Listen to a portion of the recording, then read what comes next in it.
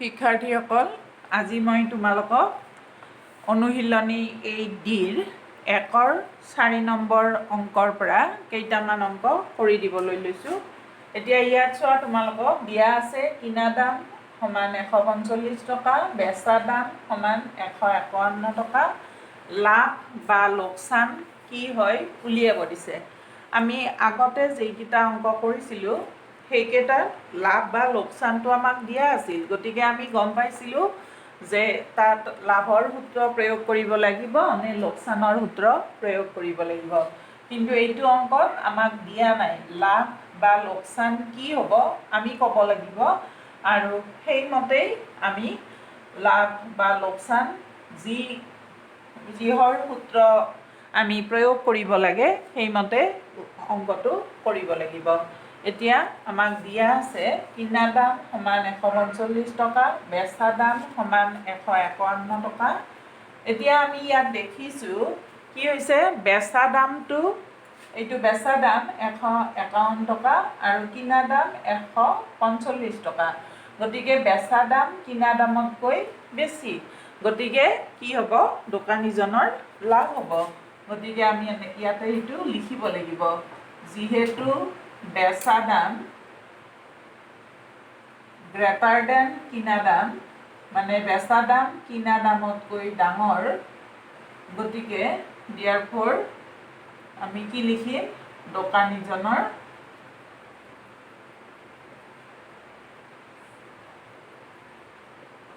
লাভ হ'ব। আমি এনেকৈ লিখি দিব লাগিব। আৰু তাৰ পিছত আমাক কি উলিয়াব দিছে, লাভ বা লোকচান উলিয়াব দিছিল। গতিকে আমি যিহেতু লাভ হ'ব বুলি গমেই পালোঁ, এতিয়া লাভৰ সূত্ৰ মতে আমি কৰিম। লাভ ইজ ইকুৱেল টু বেচা দাম বিয়োগ কিনা দাম ইজ ইকুৱেল টু টকা মাইনাছ 145 টকা ইজ ইকুৱেল টু 6 টকা। এতেকে দোকানীজনৰ 6 টকা লাভ হ'ব। এতেকে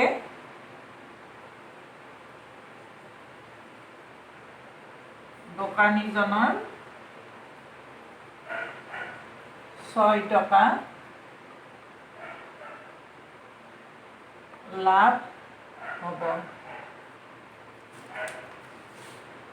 তাৰপিছত 5 নম্বৰ অংকটো আছে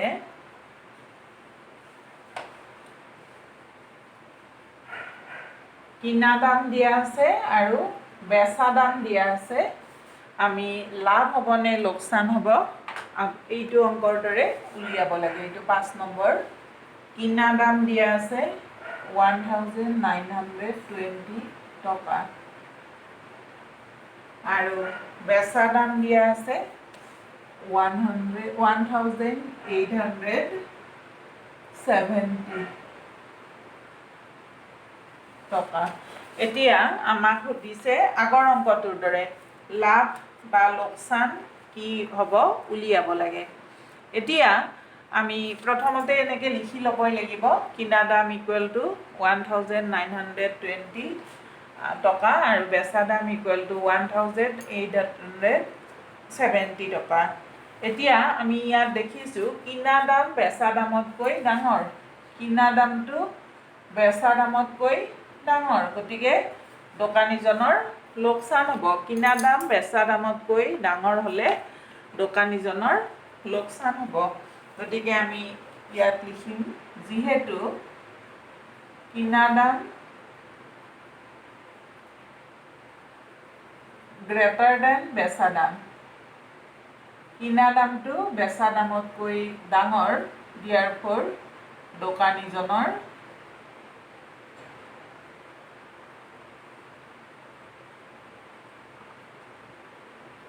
লোকচান হ'ব।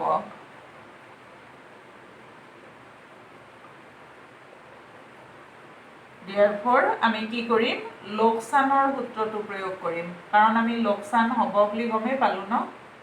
লোকচান ইজ ইকুৱেল টু কি আছিল লোকচানৰ সূত্ৰটো কি আছিল কিনা দাম বিয়োগ বেচা দাম কিনা দাম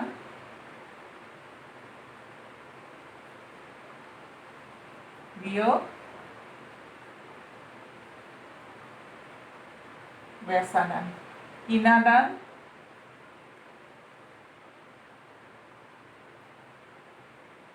বেচা দাম 1870 টকা ইজ ইকুৱেল টু হ'ব কিমান 50 টকা গতিকে দোকানীজনৰ 50 টকা লোকচান হ'ব গতিকে দোকানীজনৰ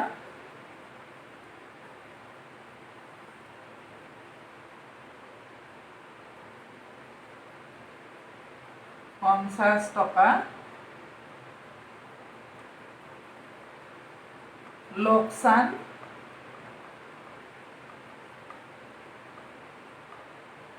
হ'ব তাৰপিছত 2 নম্বৰ অংকটো আছে এটা কেলকুলেটৰ 295 টকাত কিনি 45 টকা লাভত বিক্ৰী কৰা হ'ল কেলকুলেটৰটোৰ বেচা দাম কিমান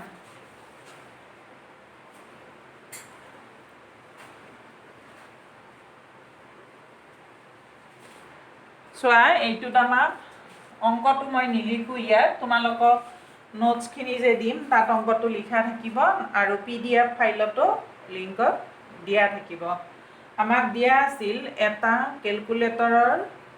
কেলকুলেটৰ 295 টকাত কিনি 45 টকা লাভত বিক্ৰী কৰা হ'ল কেলকুলেটৰটোৰ বেচা দাম উলিওৱা গতিকে আমি লিখিম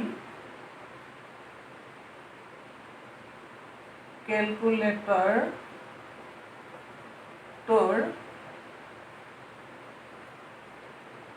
কিনা দাম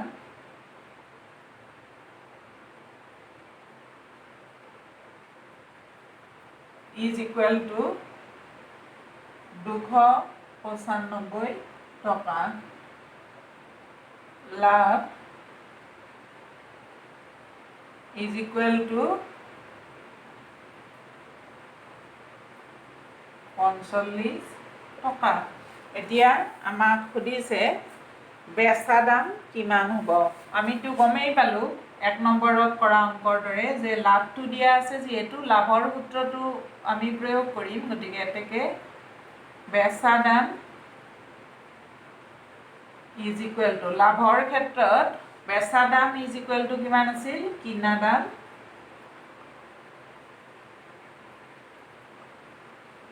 যোগ লাভ এতিয়া কিনা দাম দিয়া আছে 295 টকা আৰু বেচা দাম দিয়া আছে 45 টকা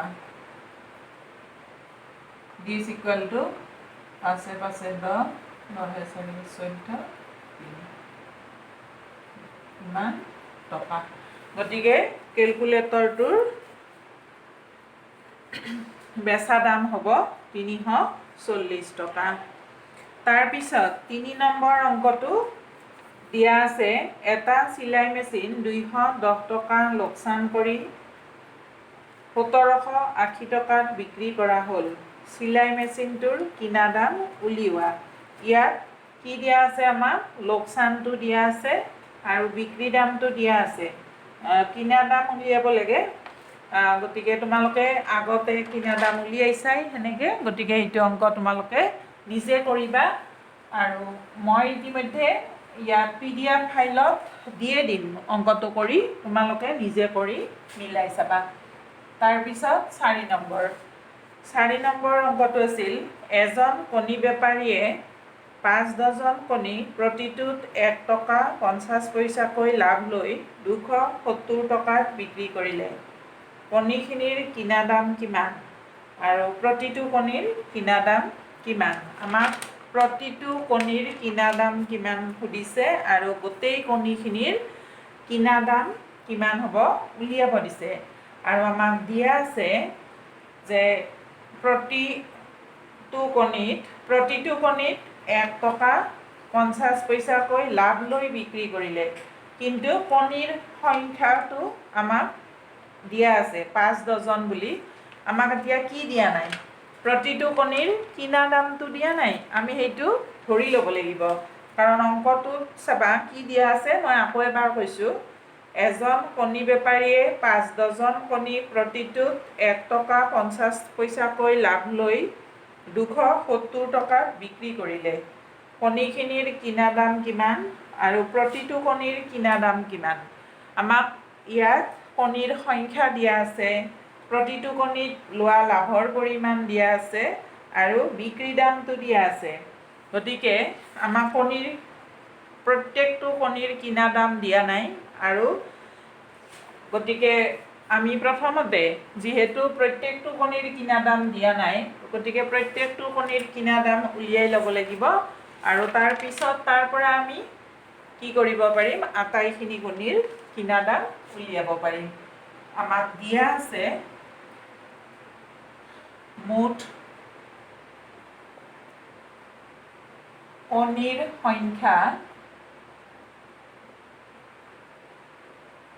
সমান 5 ডজন, মানে 1 ডজনত 12টা, গতিকে 5 ডজনত 5 পূৰণ 12টা সমান 60টা। তাৰপিছত আমি এতিয়া লিখি ল'ম যে আটাইবোৰ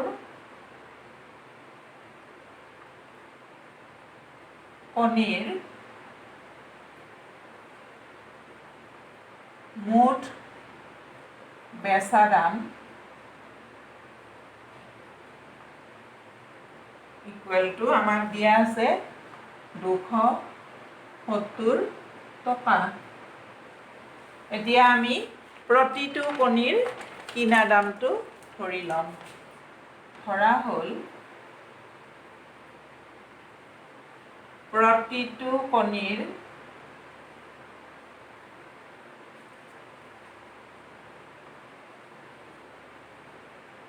কিনা দাম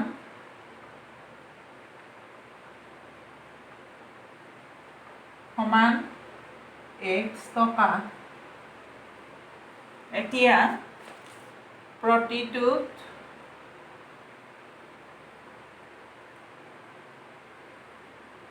1.50 টকাকৈ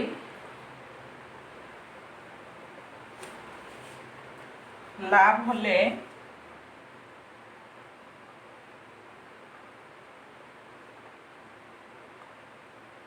আটাইবোৰ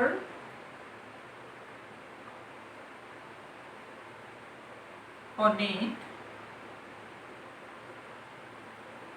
হোৱা মুঠ লাভ কিমান হ'ব? আমাৰ কণীৰ সংখ্যা 60টা আছিল, গতিকে 60 পূৰণ এটাৰ লাভ 1 টকা 50 পইচা, গতিকে ইমান টকা। তাৰমানে কিমান হ'ব?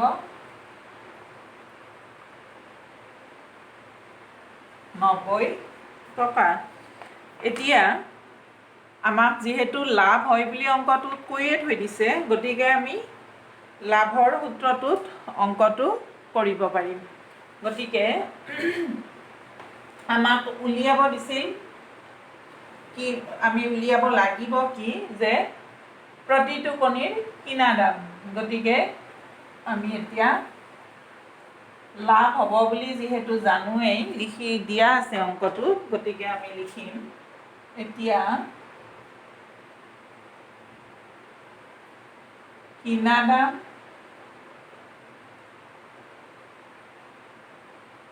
যোগ লাভ ইজ ইকুৱেল টু বেচা দাম। এতিয়া কিনা দাম আমাৰ কণী প্ৰতিটোৰ দাম X টকা, 60টা কণী, গতিকে 60টা কণীৰ কিনা দাম 60 × X। মাজৰ পূৰণ চিনটো মই দিয়া নাই, তোমালোকে যদি দিয়া দিবও পাৰা। নিদিলেও একো নহয় 60 ইনটু এক্স টকা যোগ লাভ 90 টকা ইজ ইকুৱেল টু বেচা দাম আমাক দিয়া আছিল 270 টকা দিছ ইকুৱেল টু আমি কি কৰিম 60 ইনটু এক্স ইয়াত আৰু পূৰণ চিনটো নিদিওঁ 60x প্লাছ টকাটো একেলগে লিখিম 90 টকাটো এবাৰ লিখিছোঁ তোমালোকে মন কৰিছানে যে মই য'ত প্ৰতিটো সংখ্যাৰ লগত একক লিখিছোঁ তাত বন্ধনী ব্যৱহাৰ কৰা নাই ইয়াত 60 ইনটু এক্স টকা প্লাছ 90 টকা ইয়াত মই বন্ধনী ব্যৱহাৰ কৰা নাই কাৰণ প্ৰত্যেকটোতে এককটো লিখি গৈছোঁ আৰু ইয়াত এককটো প্ৰতিটোতে লিখা নাই গতিকে দুয়োটাৰ সলনি এবাৰ লিখিছোঁ এবাৰ লিখিলে বন্ধনী দিব লাগিব এই কথাটো মনত ৰাখিবা এতিয়া দুইফালে টকা টকা একে একক কাটি যাব এইটো 60x plus 90 is equal to 270 60x is equal to 270 minus 90 x is equal to 270 minus 90 180 60 to x ৰ লগত পূৰণ আছিল ইফালে আহিলে সমান চিনৰ সোঁফালে গ'লে হৰণ হ'ল হৰণ হ'লে এইটো একবাৰ এইটো তিনিবাৰ দিছ ইমপ্লাইজ x equal to 3 এতিয়া এক্সটো কি আছিল আমাৰ প্ৰতিটো কণীৰ কিনা দাম গতিকে আমি লিখিম এতেকে প্ৰতিটো কণীৰ কিনা দাম is equal to 3 টকা আৰু তাৰ পিছত কি উলিয়াব দিছিল আটাইখিনি কণীৰ কিনা দাম আৰু আটাইবোৰ কণীৰ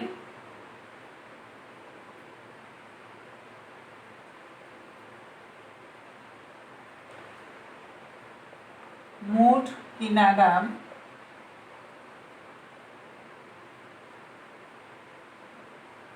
সমান আমাৰ মুঠ কণী আছিল 5 ডজন মানে 60টা গতিকে 60টা কণীৰ প্ৰতিটোতে 3 টকাকৈ কিনা দাম হ'ব 60 ইনটু 3 180 টকা গতিকে আটাইখিনি কণীৰ কিনা দাম হ'ল 180 টকা তাৰপিছত 5 নম্বৰ প্ৰশ্নটোলৈ আহিছোঁ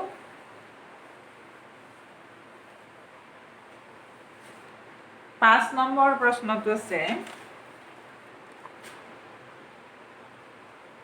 এজন মাছ বেপাৰীয়ে প্ৰতি কিলোগ্ৰামত 30 টকাকৈ লাভত মাছখিনি বিক্ৰী কৰি মুঠতে 720 টকা পালে যদি মাছখিনিৰ কিনা দাম 540 টকা তেন্তে বেপাৰীজনে কিমান কিলোগ্ৰাম মাছ কিনিছিল আমাক কিমান কিলোগ্ৰাম মাছ কিনিছিল সেইটো উলিয়াব দিছে আৰু দিয়া আছে প্ৰতি কিলোগ্ৰামত লাভ 30 টকা আৰু বিক্ৰী দাম অৰ্থাৎ বেচা দাম 720 টকা গোটেইখিনি মাছৰ আৰু গোটেইখিনি মাছৰ কিনা দাম 540 টকা গতিকে আমি প্ৰথমতে লিখি লওঁ ধৰা হ'ল বেপাৰীজনে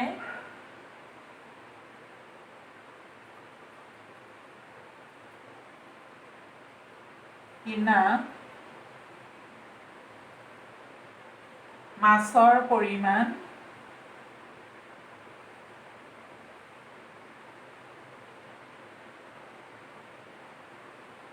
is equal to x kilogram এতিয়া আমাক দিয়া আছিল প্ৰতি কিলোগ্ৰামত 30 টকাকৈ লাভ ল'লে প্ৰতি কিলোগ্ৰামত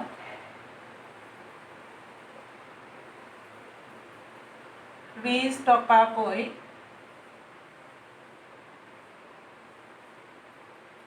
লাভ লৈ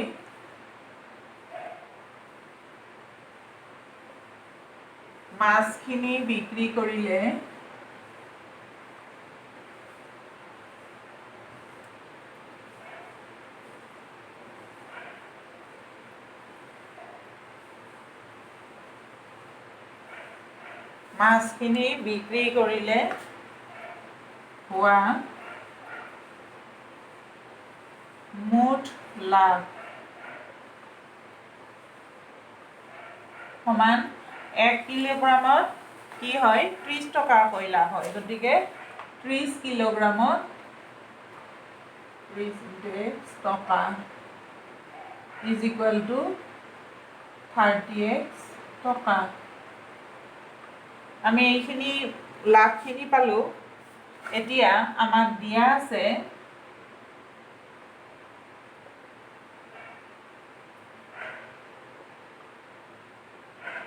কি দিয়া আছে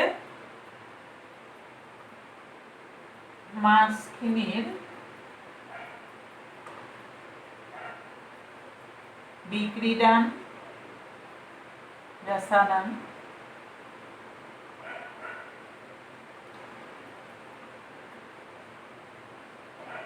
সমান 720 টকা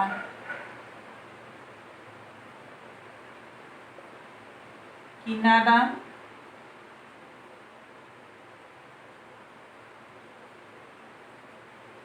সমান 540 টকা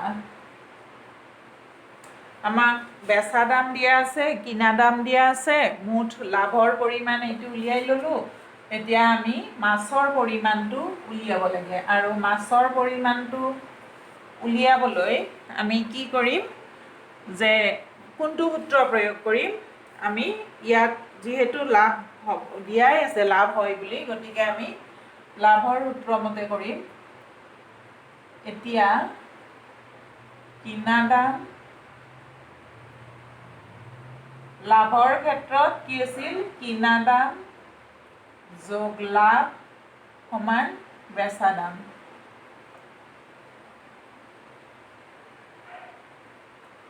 This implies কিনা দাম দিয়া আছিল আমাক 540 টকা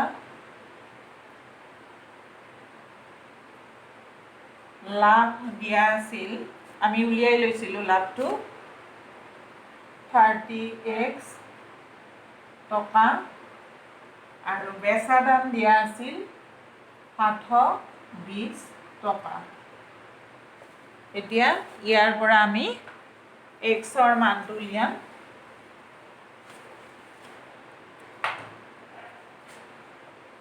This implies 540 plus 30x টকা is equal to 720 টকা এতিয়া আমি এককটো দুইফালে টকা আছে সমান চিহ্ন এইটো আঁতৰাই দিম দিলে কি হ'ব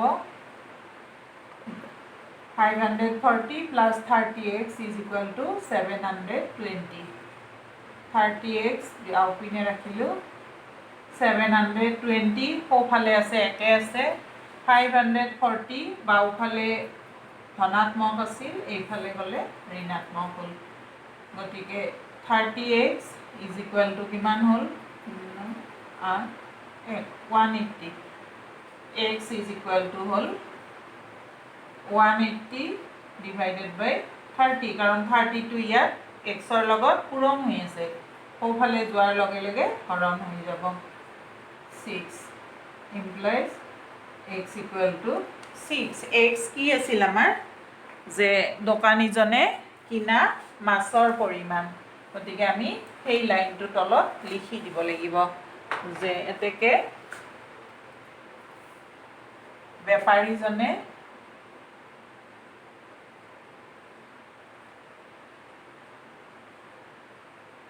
কিনা মাছৰ পৰিমাণ